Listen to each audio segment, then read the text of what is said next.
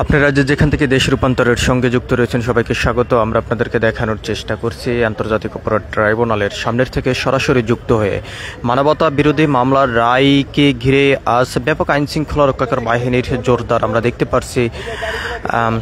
এই আন্তর্জাতিক অপরাধ ট্রাইব্যুনালকে ঘিরেই এখানে উপস্থিত রয়েছেন র্যাব, পুলিশ, বিজিবি, সেনাবাহিনী থেকে শুরু করে সাদা পোশাকধারী বিভিন্ন আইন শৃঙ্খলা রক্ষাকার বাহিনীর সদস্যরা ছাত্র জনতার আন্দোলনের সময় গণহত্যা চালিয়েছিলেন শেখ হাসিনার নেতৃত্বে। তবে সেই মাস্টার মাইন্ড শেখ হাসিনা। তবে মানবতা বিরোধী অপরাধের মামলার আজকে রায় 11টার সময় শুনানি করা হবে।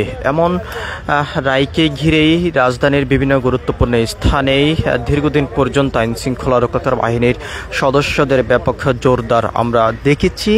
রাত্র তবে সে জোরদার অনেকটা বাড়ানো হয়েছে এবং সকাল ভোর থেকেই আইন শৃঙ্খলা রক্ষাকার বাহিনীর জোরদার আরও বেড়েছে।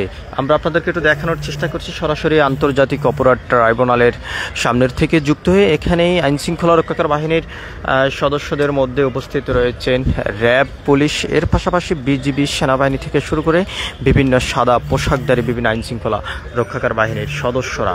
আমরা আপনাদেরকে সেই চিত্রটি একটু সরাসরি দেখানোর চেষ্টা করছি। যদিও এই মানবতা বিরোধীর মূল আসামি 3 জন, তবে তার ভিতরে প্রধান আসামি হলেন সাবেক সরকার শেখ হাসিনা। তবে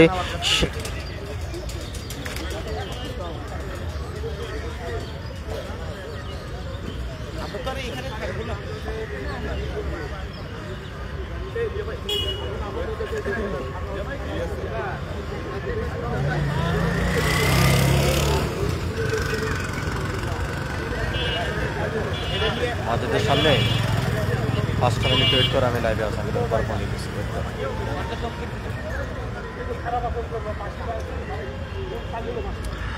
আমরা আপনাদেরকে দেখানোর চেষ্টা করছি আন্তর্জাতিক অপরাধ ট্রাইব্যুনাল কোর্টের সামনের থেকে সরাসরি যুক্ত হয়ে। তবে আজকের এই রায়কে ঘিরে আইন শৃঙ্খলা রক্ষাকার বাহিনীর সদস্যদের ব্যাপক নিরাপত্তা জোরদার আমরা দেখেছি এবং তারা নিরাপত্তার বিষয়টি আরও জোরদারের জন্য ব্যাপক প্রস্তুতি গ্রহণ করছে। সেই চিত্রটি আমরা আপনাদেরকে একটু সরাসরি দেখানোর চেষ্টা করছি।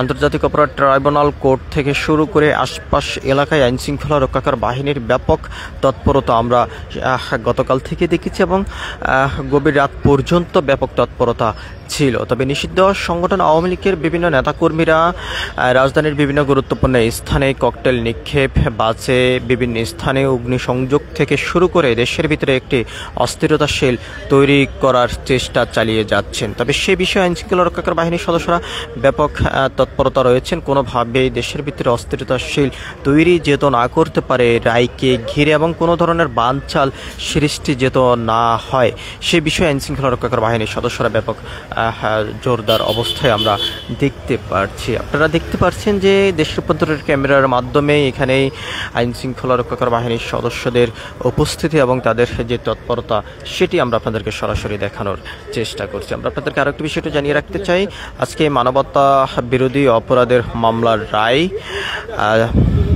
বেলা 12টার সময় ঘোষণা করা হবে। তবে সেটি সরাসরি সম্প্রচার করা হবে বাংলাদেশ টেলিভিশনে। তবে আমরা আপনাদেরকে আরেকটি বিষয়টা জানিয়ে রাখতে চাই, এই রায়কে ঘিরে কোনো ধরনের অস্থিরতাশীল তৈরি যেত না হয় সে বিষয়ে ব্যাপক জোরদার অবস্থায় রয়েছে আইন শৃঙ্খলা রক্ষাকার বাহিনীর সদস্যরা।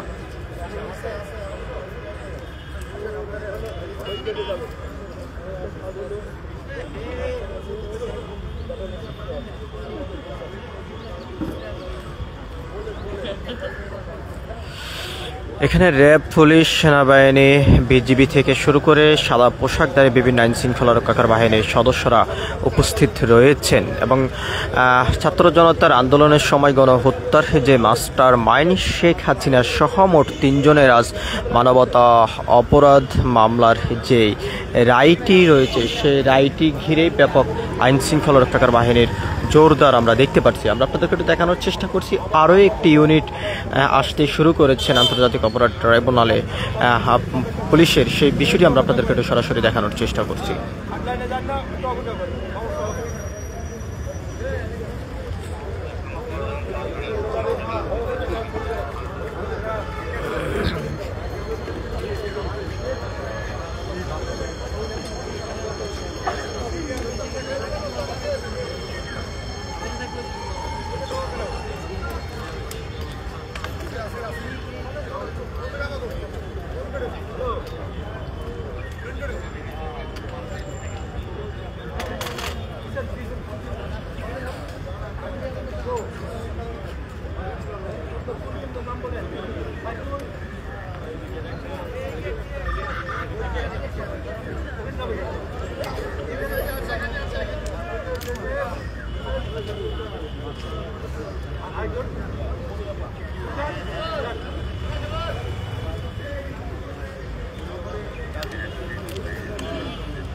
আন্তর্জাতিক অপরাধ ট্রাইব্যুনালে সর্বপ্রথম মানবতা বিরোধী অপরাধ মামলার রায় আজ শোনানো হবে। তবে সেই রায়কে ঘিরে ব্যাপক আইন শৃঙ্খলা রক্ষাকারী বাহিনীর তৎপরতা আমরা দেখতে পাচ্ছি। আন্তর্জাতিক অপরাধ ট্রাইব্যুনালের সামনেই, শুধু আন্তর্জাতিক অপরাধ ট্রাইব্যুনালের সামনে আইন শৃঙ্খলা রক্ষাকারী বাহিনীর ব্যাপক জোরদার নয়, আশপাশ পুরো এলাকায় ধরে আইন শৃঙ্খলা রক্ষাকারী বাহিনীর ব্যাপক জোরদার আমরা দেখতে পাচ্ছি দীর্ঘ 2-3 দিন পর্যন্ত। তবে আজকের নিরাপত্তার বিষয়টি খুব একটু ভিন্নভাবে বলা যায় যে আজকের এই রায়টিকে ঘিরে আইন শৃঙ্খলা রক্ষাকারী বাহিনীর ব্যাপক তৎপরতা। এক কথা বলা যায় আন্তর্জাতিক অপরাধ ট্রাইব্যুনাল কোর্ট প্রাঙ্গণ আইন শৃঙ্খলা রক্ষাকারী বাহিনীর নিরাপত্তা ঢাকা রয়েছে।